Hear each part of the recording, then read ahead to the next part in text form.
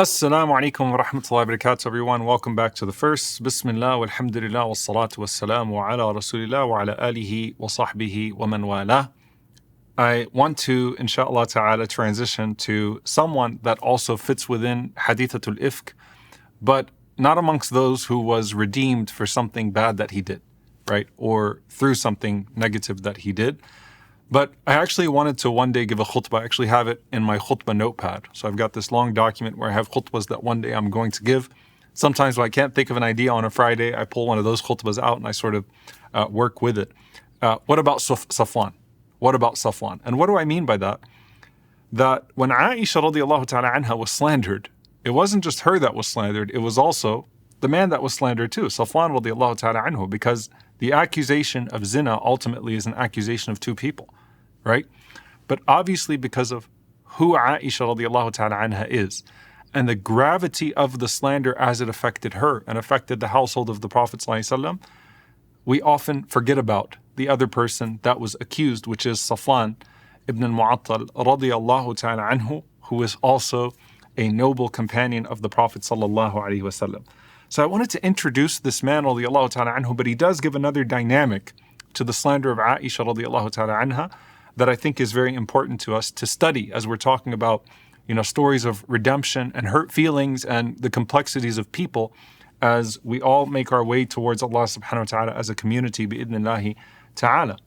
Safwan radiallahu ta'ala anhu is described by Ibn Abd al-Barr as fadilan shuja'an batala. He's someone who was a man of great virtue, a man of great courage, a man who was very brave, right? So the categorization of him fits a noble companion of the highest rank, and the Prophet ﷺ will praise his character, as we will see. But he also comes from a very unique background. He was, radiallahu ta'ala anhu, Sulami, thumma Dhakwani, radiallahu ta'ala anhu, Safwan ibn al-Muattal, as-Sulami, from the tribe of Banu Sulaym, and from the sub-tribe of Dhakwan. And this is a very famous tribe when you look at the history of the Arabs. And that's why it's important. Aisha radiallahu anha mentions this as she's describing who he is in the capacity of hadithatul ifk. Banu Sulaym are one of the tribes of Mudar. They're not necessarily from Mecca or Medina, but they're somewhere in between. And they were known to not just be a great tribe in terms of their numbers and their strength, but particularly a significant tribe as it relates to battle, right? So this is a military tribe, a Bedouin tribe that understands all of the arts of war, that were often called into the conflicts of some of the major city centers, if you will. And when they took a side, it was significant. And that's why when you look at Fatih Mecca, Banu Sulaym were amongst those that sent 1,000 horsemen, right, to be as part of the army of the Prophet ﷺ in the conquest of Mecca. So this is a large tribe, Banu Sulaym, that Safwan belongs to, known for their ethics, known for their courage, known for their principles of the desert, if you will, right? They have the Bedouin principles, which means they can be very rough, but at the same time, like they have these noble traits of hospitality, they have these noble traits of staying true to their word, and other things that they would be praised for. And that's why, by the way, when you look at Dhakwan, which is the sub-tribe that Safwan is from, one of the ways that they show up in the seerah is the Prophet ﷺ making dua against them, because they were one of the tribes that actually did betray the Prophet ﷺ in the killing of the 70 companions who were Quran reciters in Bi'r Ma'una. If you go back to that tragedy when we talked about Bi'r Ma'una and Hadithatul Raji' after Uhud. So they were betraying their own principle, if you will. Now, there's no indication whatsoever that Safwan had anything to do with that, but these tribes were noted as tribes that would, be people who were supposed to be trustworthy, and so when they were treacherous, the Prophet ﷺ prayed against them. With Safwan radiallahu ta'ala anhu, we don't know at what point he embraced Islam. We don't know at what point he actually came to Medina and joined the community of the Prophet ﷺ.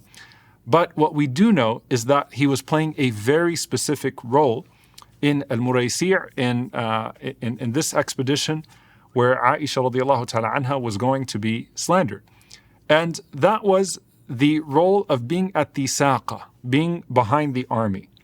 And so the saqa is the rear guard, and they don't just protect the army from behind, they also ensure that things are not left behind, that people are not left behind, right? So it's a noble position because you have to think about the type of person that is willing to put themselves at risk by being at the back here, right? Because ultimately, let's say that another opposing army catches up with you, you're all alone. So it does take a particular type of strategy, a particular type of skill, a particular type of character.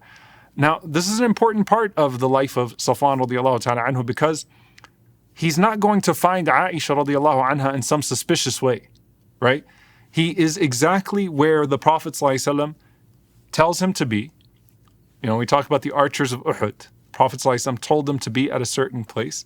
And subhanAllah, the same duty that made him virtuous made him vulnerable. Because the Prophet ﷺ commanded him to be there. And in the process, he's going to do something virtuous while being in a virtuous place. I mean, what more virtuous than finding that the wife of the Messenger of Allah ﷺ was accidentally left behind and then protecting her, right? By bringing her to Medina safely. And this is the worst way to be slandered. When you get slandered doing something good, when I say the worst way, it's the best way in the sight of Allah Azza wa Jal because the prophets were slandered in their noble capacity, but it hurts when you're doing something good and you get slandered for doing something good. Safwan radiallahu ta'ala anhu stayed behind, and Aisha radiallahu ta'ala anha, the assumption was that she was in the caravan of the Muslims, that she was in her tent and she was being carried, and they didn't realize that she wasn't in there. Aisha radiallahu ta'ala anha had been left behind. She fell asleep. Safwan radiallahu ta'ala anhu, he saw her, said, Subhanallah, waladhi nafsi biyadihi, ma kashaftu kanafa untha qat. Subhanallah, by him in whose hand is my soul, I have never ever uncovered the privacy of any woman. So he's dignified. And he sees Aisha radiallahu anha, who lost her necklace and who stayed behind, got left behind by the army by accident, fell asleep. And Safwan radiallahu anhu sees her in the morning, recognizes her face is uncovered, and the only thing that he says is, Inna lillahi wa inna ilayhi raji'un. To Allah we belong and to Allah we return.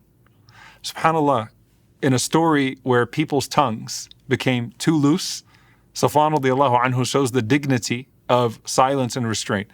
He doesn't say to Aisha, what are you doing here? What happened? I hope all is well. Can I get you some food? Can I get you some drink? Like, he is a very particular prototype amongst the companions of the Prophet sallallahu alaihi wasallam. You can imagine the fear of Aisha radiallahu ta'ala anha, the embarrassment, right? The fear of Safwan. He just says, Inna lillahi wa inna ilayhi raji'un.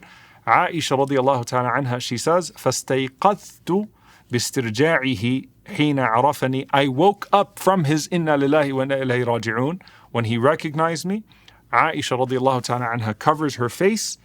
He kneels the camel, looks away from her, and then she gets on the camel. He leads the camel back to Medina. SubhanAllah, listen to what Aisha radiallahu anha says. Wallahi ma takallamna bi kalima, wala sami'tu minhu kalima, ghayra istirja'ihi. By Allah, we didn't say a single word to each other, nor did I hear from him any word except for when he said, Inna lillahi wa inna ilayhi raji'un. This is a noble man. Like, entrusted with the task the Prophet ﷺ gave him, finding the wife of the Prophet ﷺ in the morning as they left at night and they didn't realize that she wasn't inside her house. And now, you know, not looking at Aisha radiallahu anha, not talking to her, Inna lillahi wa inna ilayhi raji'un, does everything right. And they come back to Medina. And of course, you know, it's sad because both Aisha and the Prophet ﷺ will testify to this man's character. Wallahi ma alimtu ala ahli illa khayra wa laqad dhakaru rajulan ma alimtu alayhi illa khayra. What did the Prophet ﷺ say? I know nothing about my family, Aisha, except for good. And they mentioned a man about whom I know nothing except for good. Ma alimtu illa khayra. I know nothing but good about him. This is in and of itself a testimony to his character, right? And you got to think about, like, the jealous man, right? Or a leader that is insecure, that would just for the sake of it, just take out the punishment on that man, just to quiet some of the scandal, right? Maybe, you know, absolve the woman and go after the man. Think about how in the story of Yusuf alayhi salam, right? The wife of Al-Aziz tried to just throw Yusuf under the bus.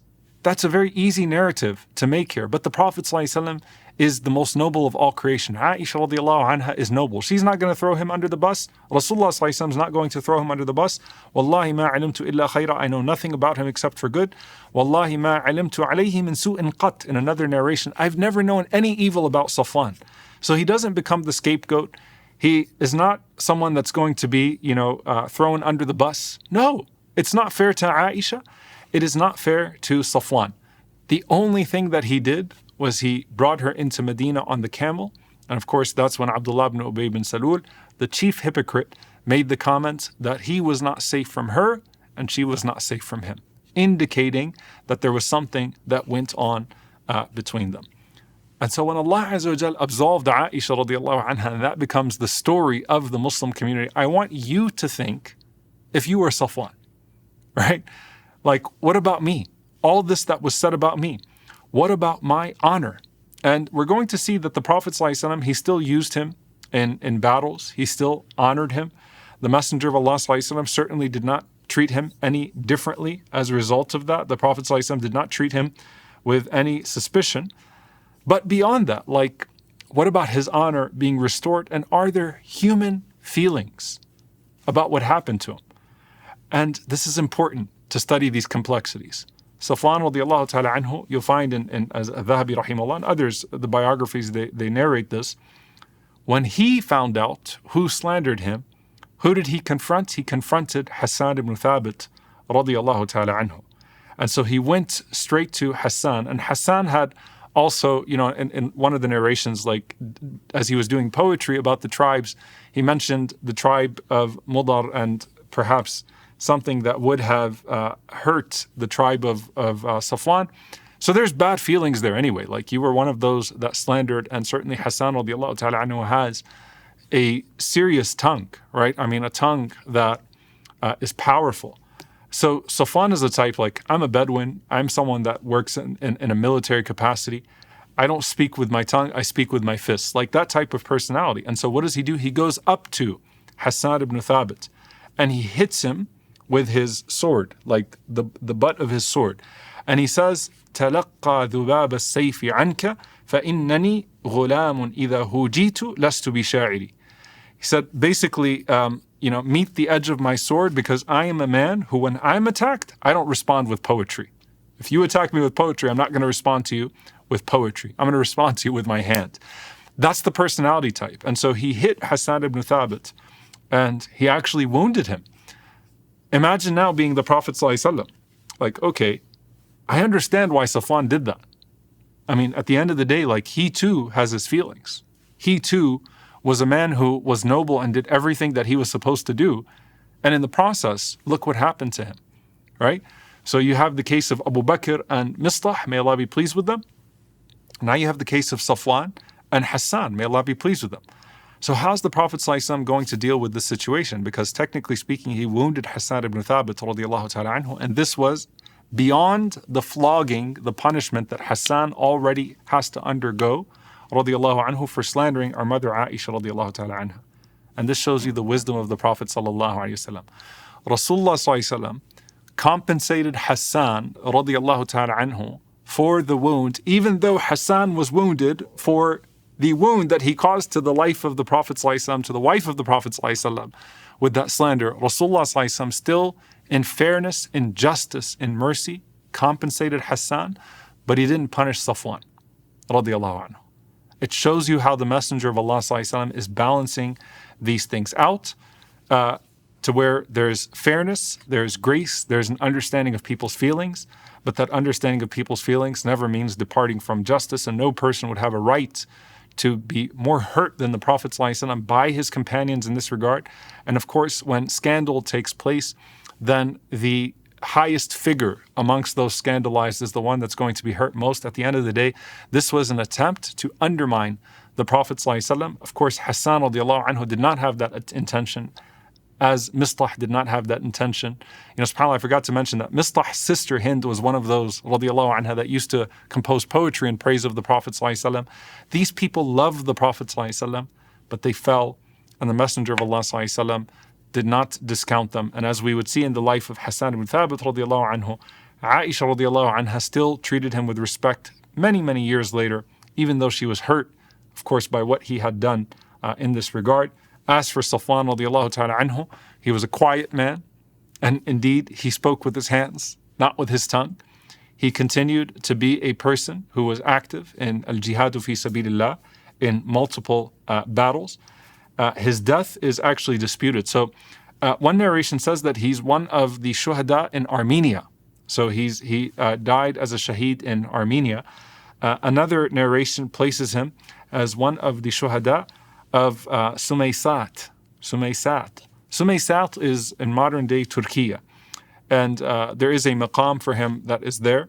And it said, subhanAllah, that as he fought the Romans, that he broke his leg, and he continued to fight nobly in the battlefield even after his leg was broken, radiallahu ta'ala anhu, until he died shaheed. So both of the narrations of his death mark him as a shaheed, radiallahu ta'ala anhu. And again, there's a maqam for him, at least at the time that the sources were written. We're talking about 700 years ago, so I'm not sure if that's still the case, around Sumaysat.